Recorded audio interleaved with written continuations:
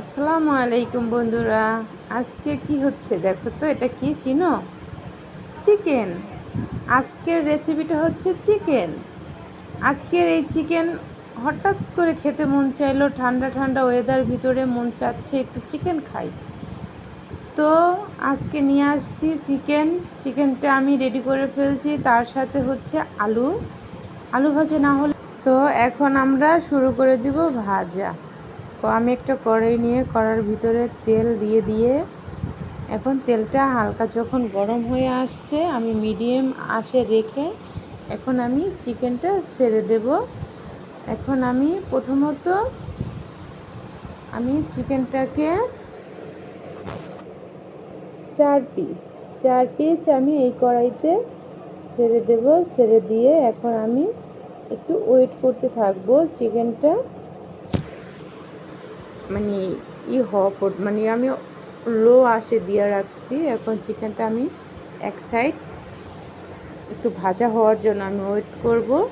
তারপরে হচ্ছে আমি এখন এটাকে উল্টিয়ে দেব। উল্টিয়ে দেওয়ার পরে আমার সুন্দর একটা আসছে কালার, আরও সুন্দর কালার আসবে। দেখতে থাকো বন্ধুরা, সবাই পাশেই থাকো, ভিডিওটি না টেনে সবাই দেখতে থাকো আমার চিকেনের রেসিপিটা। যদি ভালো লাগে অবশ্যই একটা লাইক করে দিবা, চ্যানেলটা সাবস্ক্রাইব করে দিও।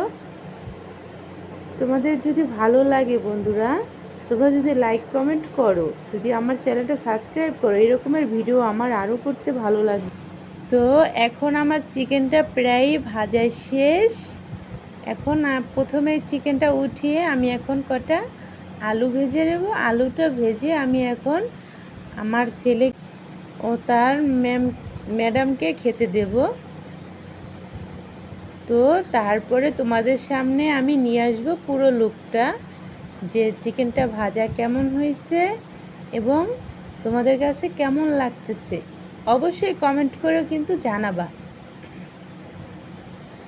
এখন আমি দিয়ে দিলাম আলু। আমার আলুটা শুরু হয়ে গেল ভাজা। এখন আমার আলুটা আমি ভেজে নিব, তারপরে ফাইনাল লুক তোমাদের সামনে নিয়ে আসব। আমি এখন আলুটাকে সুন্দর করে নেড়ে চেড়ে ভাজবো। ভাজার শেষে তোমাদের সামনে নিয়ে আসব ফাইনাল লুক। আমার আলুটা কিন্তু প্রায় ভাজার শেষের পর্যায়ে। এখন আমার আলুটা প্রায় শেষ বন্ধুরা। ভুল করেও কিন্তু ভুলে যাবা না আমার চ্যানেলটা সাবস্ক্রাইব করার জন্য। এই যে আমার ফাইনাল লুক। আজকের ভিডিওটা এই পর্যন্তই। সবাইকে আসসালামু আলাইকুম বন্ধুরা। ভালো থাকবো, সুস্থ থাকবো, আমার জন্য দোয়া করবা। আল্লাহ হাফেজ।